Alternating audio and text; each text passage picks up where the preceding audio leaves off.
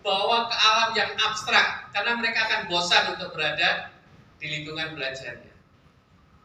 Gitu. Kalau Bapak dan Ibu ingin menjelaskan tentang fotosintesis, misalkan, hadirkan alam nyata buat anak-anak itu.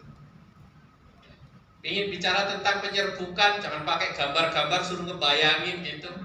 Ya hadirkan aja pohon jagung yang sesungguhnya, goyang-goyangkan batangnya, serbuk sarinya jatuh ke putik, di situ terjadi penyerbukan.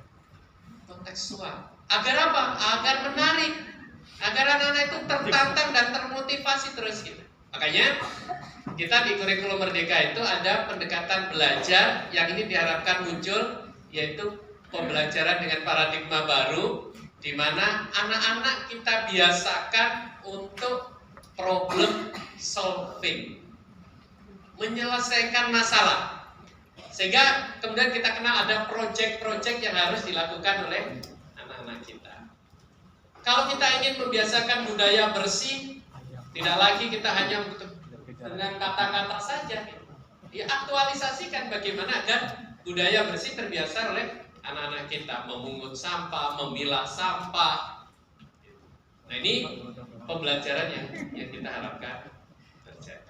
Nah 3 prinsip ini ya, sederhana, fleksibel, kontekstual. Nah, nanti Bapak dan Ibu sebagai kepala sekolah lihat tuh guru-gurunya gitu, kalau ngajar gitu, anak-anak ini sudah seperti ini apa belum gitu.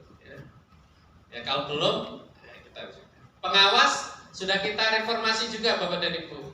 Kita sudah nggak boleh lagi pengawas itu hanya ngeceklisin standar realitas, bukan itu.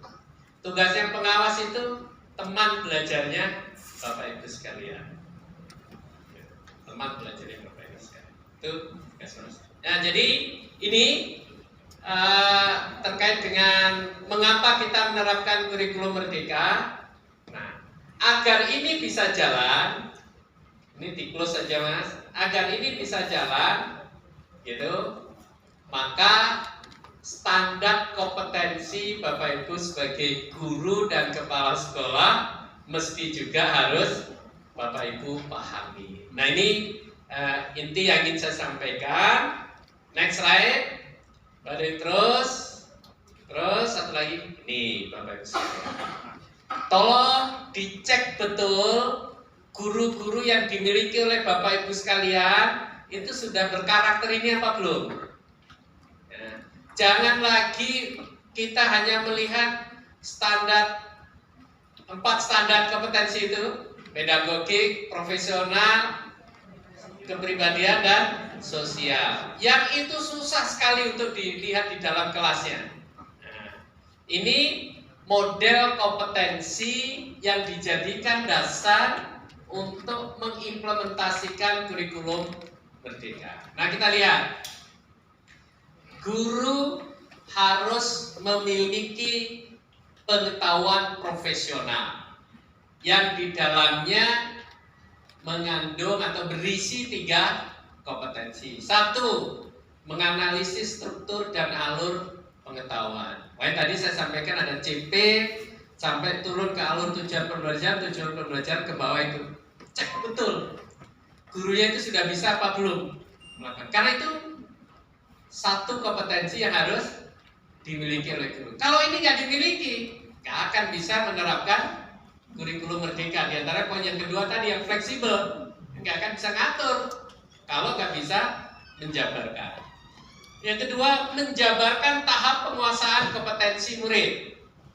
Kan salah satu pembelajaran yang harus kita lakukan adalah kita mengajar anak-anak kita sesuai dengan bakat, kemampuan, dan kekhususan dari anak-anak kita. Ya, pembelajaran dengan paradigma yang memperhatikan keadaan dari anak-anak kita. Caranya bagaimana? Ya berarti kita harus assessment anak-anak itu. Makanya ada assessment awal pembelajaran. Itu harus kita bisa lakukan. Nah, bagaimana caranya melakukan asesmen awal pembelajaran? Tadi Pak Kadis sudah sebutkan. Ada sebenarnya modulnya. Dan itu sudah ditaruh di dalam platform di modul 1 gitu. Nah, tinggal nanti bagaimana kita giring guru-guru kita untuk mau belajar. Dituntut di dalam kompetensinya. Kemudian yang ketiga, menetapkan tujuan pembelajaran. Lalu yang kedua, praktek pembelajaran profesional. Jadi tidak hanya pengetahuannya saja yang kuat, tetapi implementasi di dalam kelasnya juga mesti bagus. Bagaimana mengembangkan lingkungan kelas? Bapak Ibu, satu hal yang nanti kalau Bapak Ibu ke sekolah ya, survei itu, Bapak Ibu saya lihat, guru kita baik apa tidak, itu lihat dari wajahnya anak-anak. Kalau anak-anak itu bahagia di dalam kelas, nah itu berarti. Tapi kalau Bapak dan Ibu masuk ke kelas, anak-anak sudah begini, semua mentelan dan penuh dengan ketakutan dan ancaman, itu berarti guru yang tidak bagus. Jadi bahagia di dalam kelas, agar lingkungannya itu memang benar-benar lingkungan yang belajar. Anak-anak gak akan bisa belajar kalau anak-anak itu tidak bahagia. Kalau kelas-kelas awal apalagi lebih mudah mengukurnya Bapak dan Ibu. Kalau Bapak Ibu lihat anak itu turun dari motornya atau diantar dari orang tuanya, kemudian lari-lari ke dalam kelasnya dengan cadaria, itu berarti lingkungan sekolahnya bagus. Anak-anak pulang sekolah sudah dijemput, maunya masih tetap berada di sekolah. Entar dulu dong Ma, entar dulu dong Pak, masih main. Itu berarti lingkungan sekolahnya bagus. Tapi kalau anak-anak pagi sudah rewel disuruh berangkat ke sekolah, nah itu perlu didalami apa yang diajarkan oleh guru itu di dalam kelas.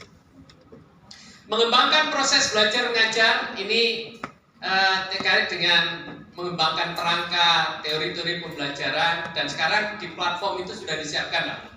Kalau nggak mau susah-susah, itu lihat aja di fitur mengajar. Di situ sudah banyak ribuan perangkat, tapi tolong itu bukan untuk ditelan mentah-mentah.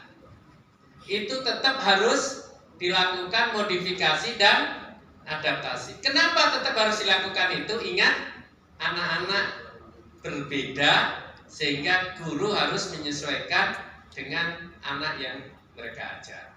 Melakukan asesmen, umpan balik, dan laporan belajar. Lalu yang ketiga, ini yang keempat, ini penting, libatkan orang tua dan komunitas. Nah, jadi Bapak dan Ibu, orang tua itu prosentase untuk menentukan keberhasilan anaknya itu jauh lebih tinggi dibanding dengan apa yang dilakukan oleh guru.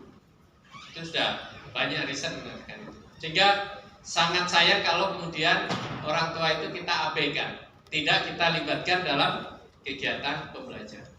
Apa yang Bapak Ibu ajarkan di kelas menjadi sia-sia kalau di rumah orang tua tidak memperhatikan. Di kelas Bapak dan Ibu budayakan kalau mau makan cuci tangan, tapi di rumah orang tuanya nggak care, susah sekali itu tertanam pada anak. Nah, lalu yang ketiga ini pengembangan profesi, ini lebih dekat dengan pengembangan karir, kode etik profesi dan sebagainya. Ini kira-kira ya kumpulannya dari kepribadian dan sosial. Nah, ini karakter guru-guru kita yang diinginkan, dan salah satu program yang dirancang untuk menghasilkan guru yang demikian ini adalah dengan program pendidikan dan pelatihan yang komprehensif, yang lengkap itu di guru penggerak, tapi yang parsial tergantung pada masing-masing guru bisa didalami melalui platform pendidikan mengajar. Saya langsung yang berikutnya, ini satu slide lagi. Nah, terus berikutnya nih, model kepemimpinan, model kompetensi pemimpin sekolah. Model ini tidak membedakan antara kepala sekolah dan pengawas, karena dua-duanya ini adalah pemimpin sekolah. Nah, apa model kompetensi? Satu, memimpin manajemen sekolah. Ini sudah biasa lah, kepala sekolah sebagai seorang manajerial.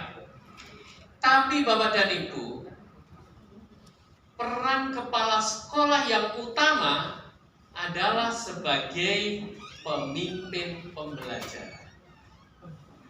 Kita harus merubah paradigma kita. Kepala sekolah bukan sosok yang hanya berada di belakang meja, tidak mau empati dengan persoalan pedagogi, tidak mau empati dengan persoalan penilaian, tidak. Tetapi untuk bisa menerapkan kurikulum merdeka, maka kita butuh kepala sekolah yang berkarakter pemimpin pembelajaran, instructional leader. Sehingga kita sudah mulai terapkan ini. Syarat ataupun tahapan seleksi untuk pengangkatan seorang kepala sekolah harus kita pilih yang kompetensi pembelajarannya paling bagus. Sehingga dengan kompetensi itu, maka kepala sekolah mampu untuk membangun lingkungan belajar, memimpin perencanaan dan pelaksanaan pembelajaran. Kepala sekolah menjadi problem solver bagi guru terkait dengan pelaksanaan tugas guru sebagai pendidik di kelas. Kata lainnya, kalau ada guru sulit tentang perencanaan pembelajaran, sulit untuk melakukan penilaian, sulit untuk membuat perangkat ajar, kemana mencari jawaban?